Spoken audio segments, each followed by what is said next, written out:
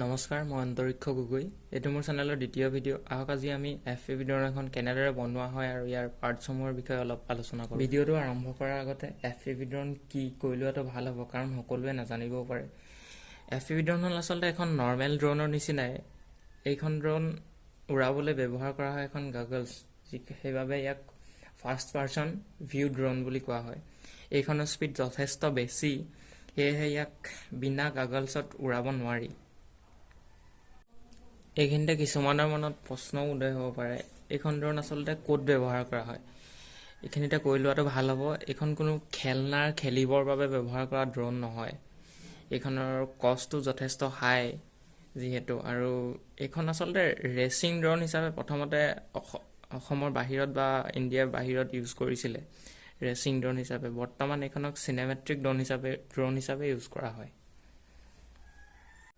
আহক এতিয়া আমি ইয়াৰ পাৰ্টসমূহৰ বিষয়ে অলপ আলোচনা কৰোঁ এইখন ড্ৰোন আচলতে বহুকেইটা পাৰ্টছ লগাইহে এই ড্ৰোনখন বনোৱা হয় এটা পাৰ্টছৰ দ্বাৰা এইখন ড্ৰোন বনোৱা সম্ভৱ নহয় এইটোক ফ্লাইট কণ্ট্ৰলাৰ বুলি কোৱা হয়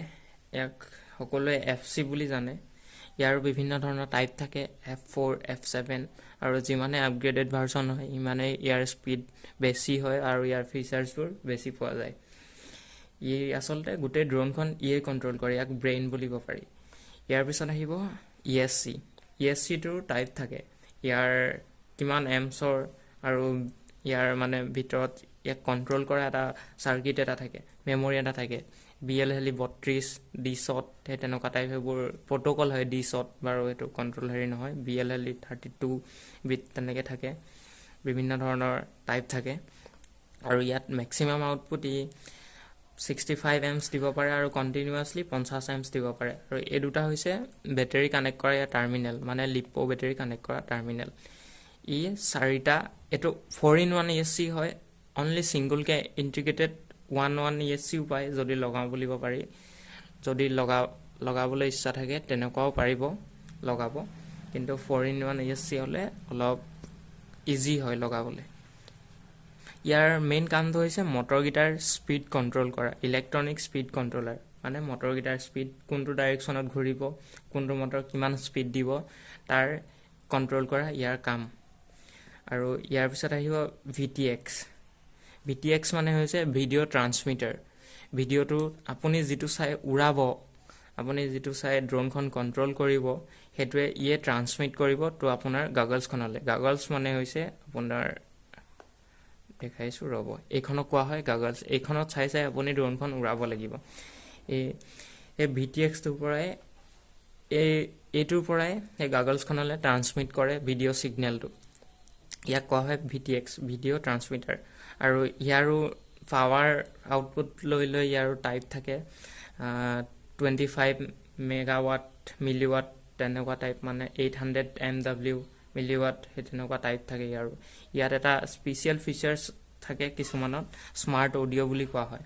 এটোৰ জৰিয়তে আপুনি গোটে ড্ৰোনখনৰ প্ৰফাইলটো যেনে ধৰণে হক আপোনাৰ PID প্ৰফাইল পিচ প্ৰফাইল আদি কন্ট্ৰোল কৰিব পাৰে আপোনালোকে বুজি নাপাব যদি এনে চাইছে দুনিয়া মানুহে যদি কোনবাই বনাবলৈ লৈ আছে বা বনাই আছে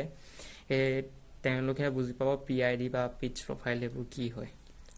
ৰেটস প্ৰফাইল হেবোৰ কি হয় তাৰ পিছত আহিব আপোনাৰ ৰিসিভাৰ এইখনৰ জৰিয়তে ড্ৰোনখনক কন্ট্ৰোল কৰা হয় আপোনাৰ ৰিমোট কন্ট্ৰোলাৰটো দি ৰিমোট কন্ট্ৰোলাৰটোৱে যেটো সিগনেল দিব পঠিয়াব আপুনি ৰিমোট কন্ট্ৰোলাৰটোৰ যোগেদি হেতুৱে সেই সিগনেলটো এই বস্তুটোৱে ৰিসিভ কৰিব আৰু ফ্লাইট কন্ট্ৰোলাৰটোক দিব ফ্লাইট কন্ট্ৰোলাৰটোৱে প্ৰসেস কৰি ফ্লাইট কন্ট্ৰোলাৰ মানে ইয়াক দিব এই বস্তুটোৱে ইয়াক দি পেলাই ফ্লাইট কন্ট্ৰোলাৰটোৱে প্ৰসেস কৰিব আৰু ড্ৰোনখনৰ কোনটো মটৰ কোনফালে কোনটো ডাইৰেকশনত ঘূৰাব লাগে তাক কমান্ড দিব তাৰ পিছত আহিব মটৰ এটো মটৰ ব্ৰাছলেছ DC মটৰ বুলি কোৱা হয় ইয়াৰো টাইপ থাকে আপোনাৰ 2207 মানে এটো ইয়াৰ ডায়ামিটাৰটো এটো সাইজটো 2207 22 mm উইডটো আৰু 7 mm হাইটটো ষ্টেটৰ হাইট মানে ইয়াৰ ভিতৰত যেটো আছে এখিনি কইল খিনিৰ ভিতৰত ষ্টেটৰ এটা থাকে ষ্টেটৰ হাইট আৰু ইয়াৰো স্পীড লৈলে টাইপ থাকে এইটো ইয়াত লিখা আছে কেভি 1750 কেভি 1715 কেভি মানে 1 ভল্ট দিলে ই 1750 কেভি ঘূৰিব মানে আপোনাৰ এই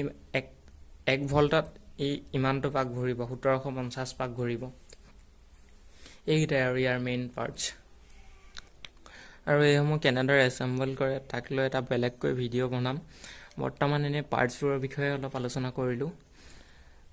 যদি কিবা আৰু সহায় লাগে ইয়াৰ ৰিলেটেড মোক ইনষ্টাগ্ৰামত মেছেজো কৰিব পাৰে মই যিমান পাৰোঁ নিশ্চয় সহায় কৰিম আপোনালোকক